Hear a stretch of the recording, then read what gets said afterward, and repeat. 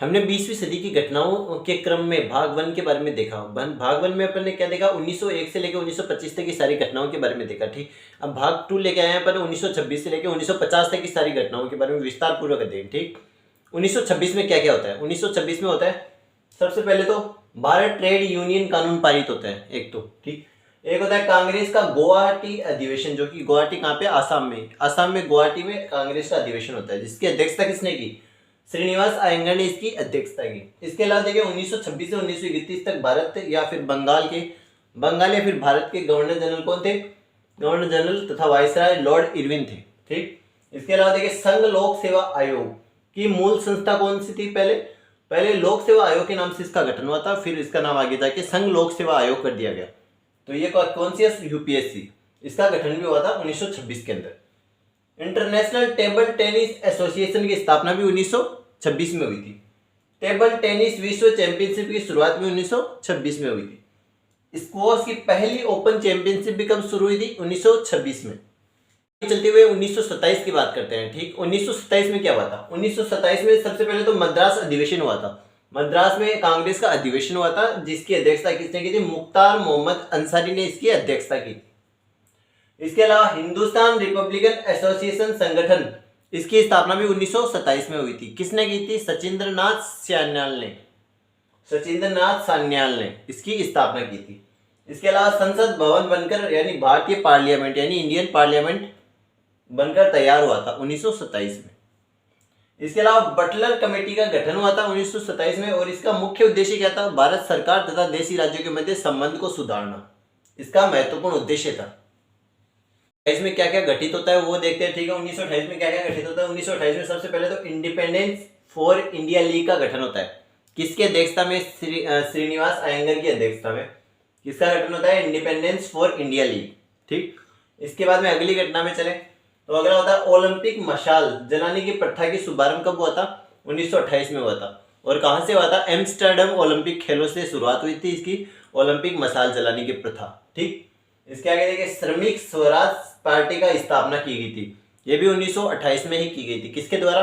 काजी नजरुल इस्लाम के द्वारा इसकी स्थापना की गई थी। इसके बाद देखिए सर सीवी रमन द्वारा रमन प्रभाव की खोज की गई। ठीक, रमन प्रभाव की सीवी रमन ने खोज की, यानी चंद्रशेखर वेंकट रमन ने खोज की रमन प्रभाव की।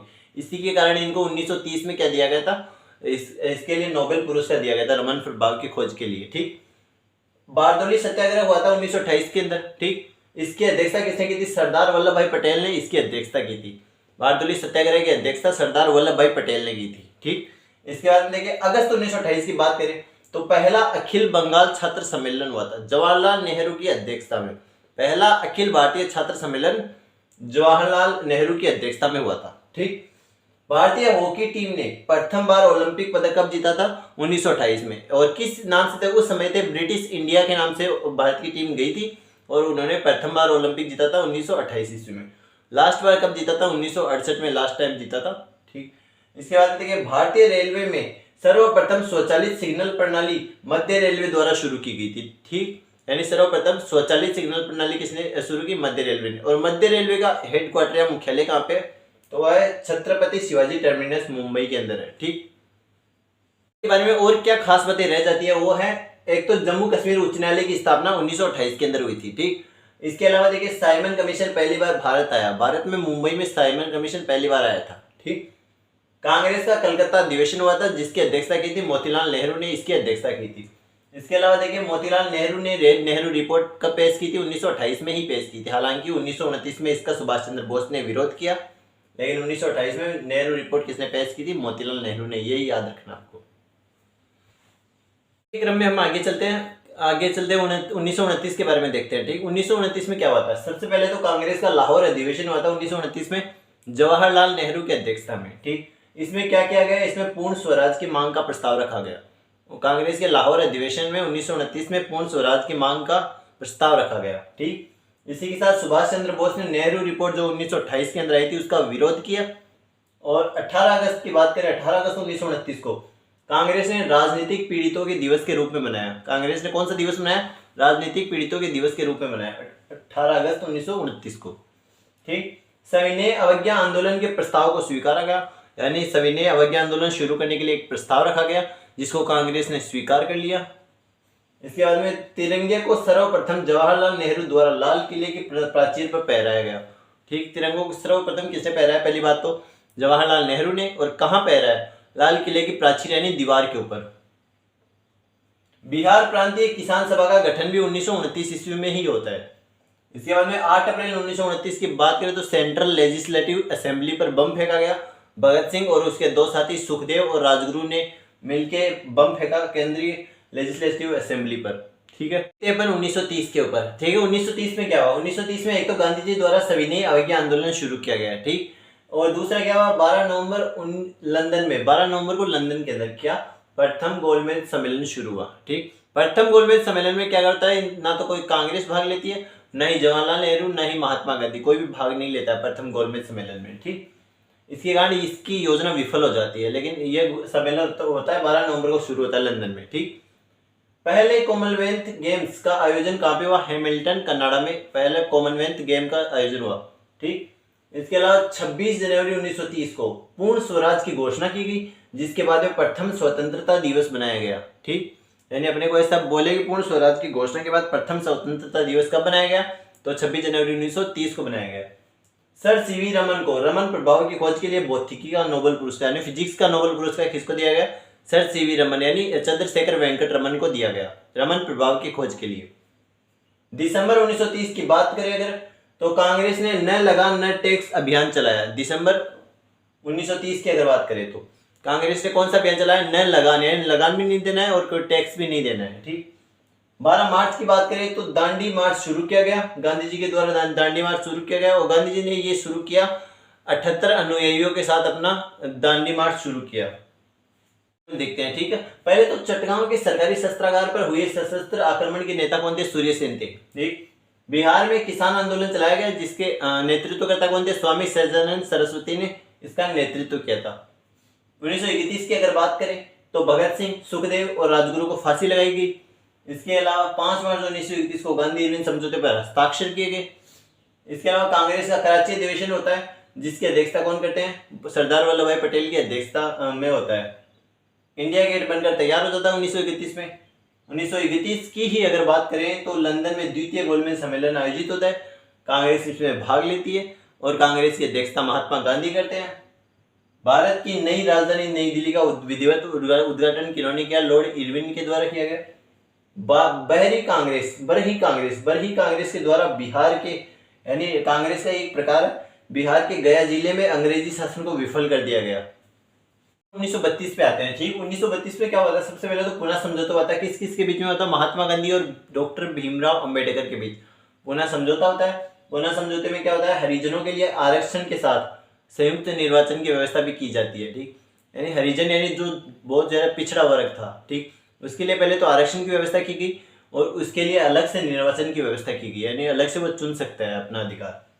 ठीक, भारतीय वायुसेना की स्थापना भी 1932 ईस्वी में की गई। ठीक, इसके अलावा सांप्रदायिक पुरस्कार की घोषणा की गई, जिसमें पहला सांप्रदायिक पुरस्कार राम से मैकडोनाल्ड को दिया गया। ठीक, यानी सांप्रदायिक पुरस्कार की घोषणा की गई और पहला सांप्रदायिक पुरस्कार किसको दिया गया? राम से मैकडोनाल्ड को दिया गया। ठीक, तृतीय गोलमेज सम्मेलन का आयोजन होता है लंदन के अंदर और इसमें भी कांग्रेस फिर से भाग नहीं लेती है। यानी कि 1932 का गोलमेज सम्मेलन और 1930 का गोलमेज सम्मेलन, इन दोनों में ही कांग्रेस भाग नहीं लेती है। सिर्फ एक 1931 का एकमात्र गोलमेज सम्मेलन होता है जिसमें कांग्रेस भी भाग लेती है और महात्मा गांधी भी उसमें भाग लेते हैं। ठीक, यानी अगर पूछ ले कि कांग्रेस और महात्मा गांधी भाग लेते हैं ऐसा एकमात्र गोलमेज सम्मेलन कौन सा था, तो 1931 का गोलमेज सम्मेलन। ठीक, इंटरनेशनल एमेच्योर बास्केटबॉल फेडरेशन की स्थापना 1932 ईस्वी में होती है। ठीक, 1933 पे अगर आए अपन तो हिटलर जर्मनी का चांसलर बना और इसने नाजी पार्टी का गठन किया। ठीक, हिटलर जर्मनी का चांसलर बना और इसने नाजीवादी पार्टी का गठन किया। ठीक, कांग्रेस का कलकत्ता अधिवेशन होता है 1933 में और नेली सेन गुप्ता की अध्यक्षता में होता है। ठीक, इसके अलावा संवैधानिक सुधारों पर विचार करने के लिए लॉर्ड लिनलिथगो जो कि आगे जाके गवर्नर जनरल और वाइसराय बनते हैं, यानी 1936 से 44 के बीच में यह भारत के गवर्नर जनरल और वाइसराय रहते हैं। ठीक, तो इनकी अध्यक्षता में संवैधानिक सुधारों पर विचार करने के लिए लॉर्ड लिनलिथगो की अध्यक्षता में संयुक्त प्रवर समिति का गठन होता है। ठीक, महात्मा गांधी द्वारा हरिजन जो कि एक हिंदी पत्रिका थी, इसका प्रकाशन किया गया।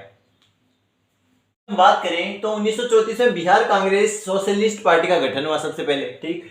इसके बाद में देखिए RBI reserve bank of India अधिनियम एक्ट लाया गया, यानी आरबीआई एक्ट कब आया 1934 में, ठीक।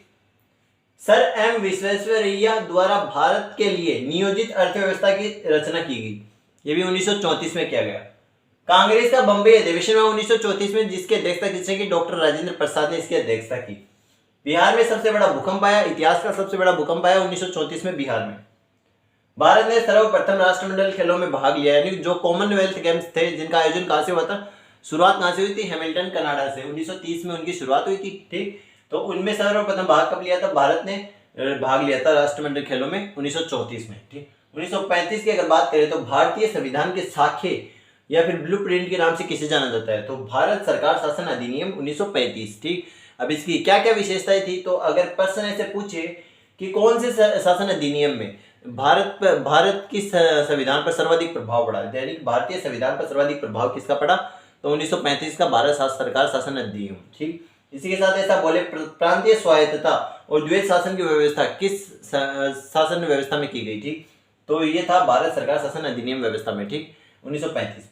केंद्रीय संसद के उच्च सदन में बिहार को 8 सीटें कैसे मिली, ठीक। तो भारत शासन अधिनियम 1935 के तहत बिहार को 8 सीटें दी गई, ठीक। हम बात करें तो सबसे पहले 1935 में क्या रह जाता है, 1935 में 1 अप्रैल 1935 को आरबीआई की स्थापना होती है, यानी रिजर्व बैंक ऑफ इंडिया की स्थापना होती है, ठीक। अब अगर आरबीआई की बात आई गई है तो अपन इसके बारे में कुछ देख लेते हैं, ठीक। आरबीआई के लिए एक्ट कब लाया गया, 1934 में लाया गया और 1 अप्रैल 1935 की से इसकी स्थापना हो गई, ठीक है। रिजर्व बैंक ऑफ इंडिया का राष्ट्रीयकरण कब होता है, 1 जनवरी 1949 में होता है, ठीक। इसके फर्स्ट गवर्नर जनरल कौन थे, सर ऑस्मोंड स्मिथ थे। वर्तमान में कौन है अभी, शक्तिकांत दास इसके 25वें गवर्नर जनरल है, ठीक।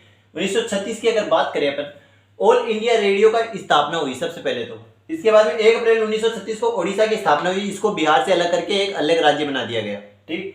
इंडिपेंडेंट लेबर पार्टी की स्थापना हुई, डॉक्टर भीमराव अंबेडकर की नेतृत्व में इंडिपेंडेंट लेबर पार्टी की स्थापना की गई, ठीक। कांग्रेस का लखनऊ अधिवेशन होता है, जवाहरलाल नेहरू की अध्यक्षता में कांग्रेस का लखनऊ अधिवेशन होता है, ठीक।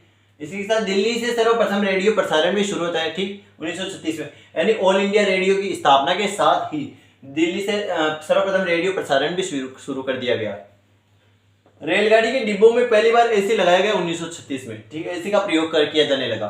भारत में सर्वप्रथम वातानुकूलित रेलगाड़ी मुंबई और बड़ौदा, मुंबई कहाँ पे, महाराष्ट्र में, बड़ौदा कहाँ पे, गुजरात में, के बीच में शुरू की गई। होता है All India State People's Conference होती है, ठीक है, यानी कि अखिल भारतीय राज्य जनता दल की स्थापना होती है, ठीक। और इसका नेतृत्व किसने किया था, जवाहरलाल नेहरू ने किया था, ठीक। भारत से ब्रह्मा अलग होकर एक अलग देश बन जाता है 1937 ईस्वी में, ठीक। इसी के साथ कांग्रेस का फैजपुर अधिवेशन होता है 1937 में, जवाहरलाल नेहरू की अध्यक्षता में। राष्ट्रीय स्वयंसेवक संघ की स्थापना होती है केशव बनीराम और डॉक्टर हेडगेवार की अध्यक्षता में, ठीक। ऐसे ही खुदाई खिदमतकार आंदोलन कौन चलाता है, खान अब्दुल गफ्फार खान के द्वारा चलाया जाता है। गांधी जी के नेतृत्व में अखिल भारतीय राष्ट्रीय शिक्षा सम्मेलन का आयोजन होता है, वो भी 1937 ईस्वी में ही होता है, ठीक। सूर्य से उत्पन्न असीम ऊर्जा, यानी कि बहुत सारी जो ऊर्जा उत्पन्न होती है उसकी राशि की सही व्याख्या, यानी उसके बारे में सही तरह से किसने बताया, तो हेंस बेथे ने उसके बारे में बढ़िया तरीके से बताया, सही तरीके से बताया। तो क्या खास बात आती है 1938 में क्या होता है, राष्ट्रीय नियोजन समिति का गठन होता है, एक तो किसकी अध्यक्षता में, जवाहरलाल नेहरू की अध्यक्षता में, ठीक। इसके अलावा कांग्रेस का हरिपुरा अधिवेशन हुआ था सुभाष चंद्र बोस की अध्यक्षता में। इसके अलावा देखिए म्यूनिक पैक्ट संपन्न हुआ था, जर्मनी के अंदर म्यूनिक नाम का स्थान है, वहां पे म्यूनिक पैक्ट हुआ था, ठीक। कांग्रेस के अनुरोध पर राष्ट्रीय योजना समिति का अध्यक्ष किसे नियुक्त किया गया, तो जवाहरलाल नेहरू को नियुक्त किया गया, ठीक। राष्ट्रीय योजना समिति का गठन भी जवाहरलाल नेहरू ने किया था। 1939 में क्या होता है, कांग्रेस का त्रिपुरी अधिवेशन होता है, त्रिपुरी अधिवेशन की अध्यक्षता कौन करते हैं, सुभाष चंद्र बोस करते हैं। ये कांग्रेस से हट जाते हैं, हट जाने के बाद डॉक्टर राजेंद्र प्रसाद इसकी अध्यक्षता करते हैं, ठीक। इसके बाद देखिए सुभाष चंद्र बोस इन्होंने कांग्रेस को छोड़ा और नई पार्टी का गठन किया, ऑल इंडिया फॉरवर्ड ब्लॉक का गठन किया। इसके साथ ही केंद्रीय reserve force police force CRPF का स्थापना भी की गई 1939 ईस्वी में, ठीक है। इसका मुख्यालय कहाँ पे, सीआरपीएफ का मुंबई के अंदर इसका मुख्यालय है। 1939 की बात करें तो द्वितीय विश्व युद्ध की शुरुआत हुई। इसी के साथ गांधी जी के विरोध के बावजूद सुभाष चंद्र बोस को कांग्रेस का अध्यक्ष बनाया गया। लेकिन हुआ क्या, हुआ ये कि देखो गांधी जी ने विरोध किया कि सुभाष चंद्र बोस को कांग्रेस का अध्यक्ष ना बनाया जाए, लेकिन कांग्रेस के सदस्यों ने इसको अध्यक्ष चुन लिया। ठीक, अध्यक्ष चुन लिया तो गांधी जी ने इसका विरोध किया। गांधी जी के विरोध पे क्या किया, सुभाष चंद्र बोस ने पार्टी को छोड़ दिया। पार्टी को छोड़ दिया तो ये त्रिपुरी अधिवेशन होना था, उसका अध्यक्ष सुभाष चंद्र बोस को चुना गया था, लेकिन ये हट गया कांग्रेस से। कांग्रेस हट गया तो इसका अधिवेशन का अध्यक्ष कौन किया, अध्यक्षता कौन की, डॉक्टर राजेंद्र प्रसाद ने इसकी अध्यक्षता की। और इस सुभाष चंद्र बोस ने नई पार्टी का गठन कर दिया, ऑल इंडिया फॉरवर्ड ब्लॉक का गठन किया। 1940 में होता है मुस्लिम लीग ने अलग देश पाकिस्तान की घोषणा की। ठीक, विनोबा भावे ने पन्ना महाराष्ट्र से व्यक्तिगत सत्याग्रह का आरंभ किया। इसके बाद में मुस्लिम लीग लाहौर सत्र में पाकिस्तान गठन का संकल्प लिया। लॉर्ड लिनलिथ को द्वारा अगस्त प्रस्ताव को लाया गया। मुस्लिम लीग ने पाकिस्तान की गठन की मांग की। मुस्लिम लीग ने पाकिस्तान गठन की मांग किससे की, कांग्रेस और जो ब्रिटिश भारत सरकार थी उससे। ठीक, कांग्रेस का रामगढ़ अधिवेशन हुआ जिसकी अध्यक्षता अबुल कलाम आजाद ने की। क्रिप्स मिशन भारत आया 1940 के अंदर। 13 मार्च 1940 को उधम सिंह ने जनरल डायर की हत्या की थी। तो रवींद्रनाथ टैगोर की मृत्यु होती है 1941 में। और देखते हैं पेनिसिलिन, पेनिसिलिन जो कि एक बुखार की और दर्द की दवा है। ठीक, का सर्वप्रथम औपचारिक परीक्षण किया गया 1941 के अंदर। ठीक, मोती पोताश्रय जो कि अमेरिका पैसिफिक पोताश्रय रुकने का स्थान था, यानी अमेरिका के जहाजों का रुकने का स्थान था। ठीक, तो उस पर क्या किया, जापान ने आक्रमण कर दिया। इसके अलावा देखिए 1942 में आते हैं तो 1942 में कांग्रेस द्वारा भारत छोड़ो आंदोलन का प्रस्ताव पारित हुआ। पारित होते ही प्रस्ताव भारत छोड़ो आंदोलन की शुरुआत हो जाती है। शुरुआत होने के साथ ही है ना 11 अगस्त को क्या होता है, पटना में पुलिस गोलीकांड होता है। ठीक, पुलिस की गोलियों का शिकार हो जाता है जिसके कारण 7 बच्चों की मौत हो जाती है, 7 छात्रों की मौत हो जाती है। 9 अगस्त की बात करें, 9 अगस्त को कांग्रेस के वरिष्ठ नेताओं की गिरफ्तारी की गई और इसी के साथ वरिष्ठ नेताओं में डॉक्टर राजेंद्र प्रसाद को गिरफ्तार करके बांकीपुर बिहार के जेल में रख दिया गया। ठीक, इसी के अलावा भारत छोड़ो आंदोलन में ही क्रम में देखें तो इस भारत छोड़ो आंदोलन की प्रथम वीरांगना कौन थी, अरुणा असफ अली भारत छोड़ो आंदोलन की प्रथम वीरांगना थी। ठीक, बलदेव सहाय ने महाधिवक्ता के पद से त्यागपत्र दिया 1942 के अंदर। ठीक, और ब्रिटिश पीएम विंस्टन चर्चिल ने क्रिप्स मिशन को भारत भेजा 1942 ईस्वी में। ठीक, यानी अपन ने पहले 1940 में बता दिया, वो गलती से हो गया। ठीक, लेकिन 1942 ईस्वी में आया था क्रिप्स मिशन भारत, जो कि ब्रिटिश पीएम विंस्टन चर्चिल के कारण आया था। 1943 में होता है भारतीय राष्ट्रीय सेना की स्थापना होती है एक तो ना। ठीक है, एक इसके अलावा आजाद हिंद फौज के स्थापना का पहले तो घोषणा की जाती है और फिर आजाद हिंद फौज की स्थापना कर दी जाती है। ठीक, इसके अलावा 16 अक्टूबर 1943 को बात करें तो खाद्य एवं कृषि संगठन की स्थापना होती है। ठीक, ये क्या है, खाद्य एवं कृषि संगठन संयुक्त राष्ट्र संघ का सहयोगी संगठन है। ठीक, इसके अलावा 1944 की बात करें तो भारत छोड़ो आंदोलन को वापस लिया गया 1944 के अंदर। ठीक, इसके अलावा बॉम्बे प्लान योजना शुरू की गई बंबई के 8 उद्योगपतियों के द्वारा। ठीक, इसके अलावा गांधीवादी योजना ये श्री नारायण द्वारा चलाई गई 1944 के अंदर ही।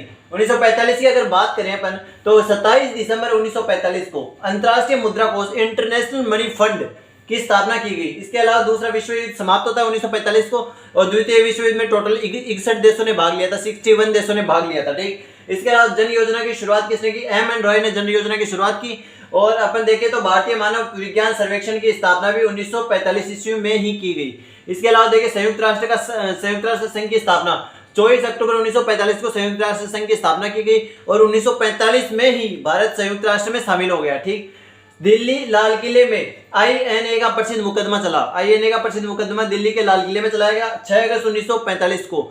वो घटना जब हिरोशिमा जापान का एक शहर है और नागासाकी 9 अगस्त को नागासाकी जापान का एक शहर है। ठीक है, जहाँ की अमेरिका ने क्या किया, एटम बम गिराए। तो 6 अगस्त को हिरोशिमा पर एटम बम गिराया जिसका नाम था फेटमैन और यह बहुत ही विनाशक था। और इसके अलावा 9 अगस्त को ही नागासाकी पर एटम बम गिराया गया लिटिल बॉय। यह अमेरिका के द्वारा जापान पर गिराए गए एटम बम थे। सर्वप्रथम आधुनिक कंप्यूटर की खोज की गई। एक तो 1946 में सबसे महत्वपूर्ण बात ये आती है। ठीक, दूसरी महत्वपूर्ण बात ये आती है 16 अगस्त 1946 उसको क्या हुआ था, मुस्लिम लीग द्वारा सीधा कार्यवाही दिवस बनाया गया था। कब, 16 अगस्त 1946 को मुस्लिम लीग के द्वारा सीधा कार्यवाही दिवस बनाया गया था। इसके अलावा बात करें 1946 की तो 1946 में लीग ऑफ नेशंस को भंग कर दिया गया था। ठीक, इसके अलावा और बात करें अपन 1946 पे और चलते हैं। लॉर्ड वेवेल ने जवाहरलाल नेहरू को अंतरिम सरकार गठित करने के लिए आमंत्रित किया। लॉर्ड वेवेल ने क्या किया, जवाहरलाल नेहरू को कहा कि आप अंतरिम सरकार बनाइए, आइए और अंतरिम सरकार गठित कीजिए। ठीक, 2 सितंबर 1946 की अगर बात करें तो अंतरिम राष्ट्रीय सरकार का गठन कर दिया गया। जवाहरलाल नेहरू के द्वारा अंतरिम राष्ट्रीय सरकार का गठन कर दिया गया। ठीक, इसके आगे बात करें अपन भारत 1946 की तो कैबिनेट मिशन योजना आई भारत के अंदर 1946 में। ठीक, अब इस कैबिनेट मिशन योजना का क्या काम था, इसने सबसे पहले तो क्या किया, जुलाई 1946 में संविधान सभा का गठन किया। अब संविधान सभा के बारे में हम पहले ही एक क्लास में ला चुके हैं, सब कुछ है ना। ठीक है, तो संविधान सभा में ज्यादा डिटेल से जाने के लिए आप पीछे वाली क्लास देखिए। और उसके अलावा अपन थोड़ा जानकारी दे देते हैं संविधान सभा में, जैसे कि अपडेट वाइज जो भी घटना आएगी वो अपन बता देंगे। 1946 में ही बात करें तो क्या क्या हुआ संविधान सभा के द्वारा, तो 9 दिसंबर 1946 को बात करें तो संविधान सभा की पहली बैठक आयोजित हुई। पहली बैठक में अस्थायी अध्यक्ष के रूप में डॉक्टर सच्चिदानंद सिन्हा को बनाया गया। कैसे, फिर से याद करो, 9 दिसंबर 1946 को संविधान सभा की पहली बैठक हुई, उसमें अस्थायी सदस्य के रूप में डॉक्टर सच्चिदानंद सिन्हा को बनाया गया। ऐसे ही दूसरी बैठक की बात करें तो 11 दिसंबर 1946 को संविधान सभा की दूसरी बैठक हुई, स्थायी सदस्य के रूप में डॉक्टर राजेंद्र प्रसाद को लाया गया। ठीक, कैसे, जैसे 9 दिसंबर को तो पहली बैठक और अस्थायी सदस्य चुना गया, स्थायी सदस्य नहीं चुना गया पहली बैठक में, तो अस्थायी सदस्य किसको चुना गया, डॉक्टर सच्चिदानंद सिन्हा को। ठीक, और दूसरी बैठक की बात करें अपन, दूसरी बैठक में स्थायी सदस्य चुना गया और कब हुई, 11 दिसंबर को हुई, 11 दिसंबर 1946 को। इसमें डॉक्टर राजेंद्र प्रसाद को स्थायी सदस्य चुना गया। इसके साथ ही 13 दिसंबर की बात करें तो 13 दिसंबर 1946 को क्या हुआ, संविधान सभा में जवाहरलाल नेहरू ने उद्देश्य प्रस्ताव पेश किया।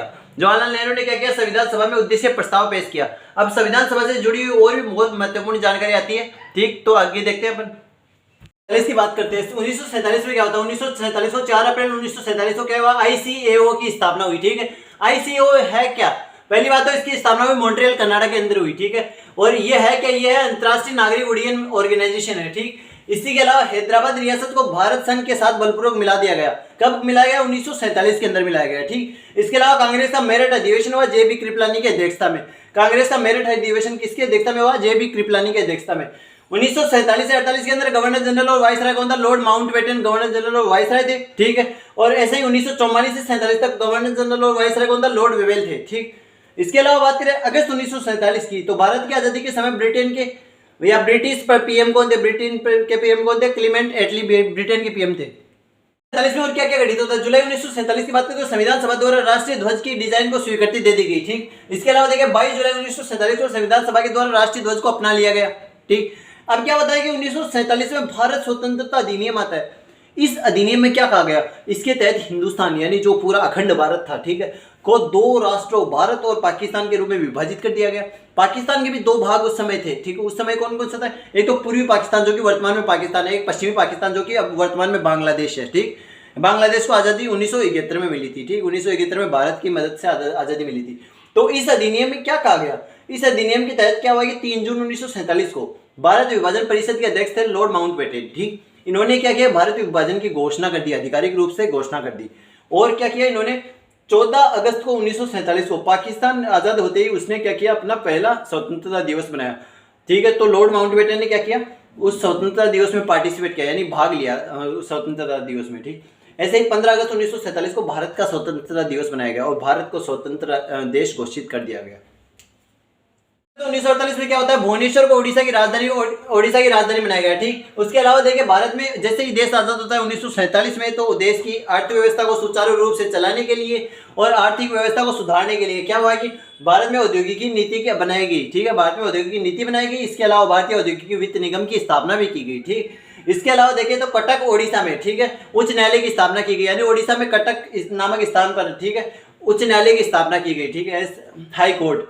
इसके अलावा गुवाहाटी या गुवाहाटी, जिसको गुवाहाटी कहते हैं वर्तमान में, पहले गुवाहाटी कहते थे, उच्च न्यायालय की स्थापना भी 1948 में की गई। अब ये उच्च न्यायालय कौन कौन से राज्य इसके अंतर्गत आते हैं, तो इसमें असम, अरुणाचल प्रदेश, मिजोरम, नागालैंड, ये 4 राज्य इसके अंतर्गत आते हैं। लेकिन क्या है कि के नाम है, अब देखो अरुणाचल प्रदेश, मिजोरम और नागालैंड के लोग यहाँ पे तो आके न्याय नहीं मांग सकते, गुवाहाटी दूर पड़ता है उनसे, तो हर राज्य के अंतर्गत उनकी उसकी खंडपीठ स्थापित कर दी गई। जैसे कि नागालैंड की राजधानी कोहिमा में, मिजोरम की राजधानी आइजोल में, अरुणाचल प्रदेश की राजधानी ईटानगर में, इनमें इसकी गुवाहाटी उच्च न्यायालय की खंडपीठ स्थापित कर दी गई। जैसे कि राजस्थान में भी तो है, जयपुर मतलब राजस्थान उच्च न्यायालय कहाँ पे, जोधपुर में, ठीक है, उसकी खंडपीठ कहाँ पे, जयपुर के अंदर है। ऐसे ही परेशानी ना हो, मतलब लोगों को दूर ना जाना पड़े, उनकी समस्या का समाधान पास में हो जाए, इसलिए एक खंडपीठ की स्थापना की जाती है। 1948 में होता है कांग्रेस का जयपुर अधिवेशन होता है, जिसकी अध्यक्षता किसने की थी, पट्टाभी सीतारमैया ने। ठीक, यानी कि कांग्रेस का जयपुर अधिवेशन हुआ, उसकी अध्यक्षता की पट्टाभी सीतारमैया ने। और क्या गठित होता है, दामोदर घाटी निगम की स्थापना, यह भी 1948 के अंदर होती है। इसके अलावा और क्या घटित होता है 1948 की बात करें तो 30 जनवरी 1948 को नाथूराम गोडसे ने महात्मा गांधी की हत्या की।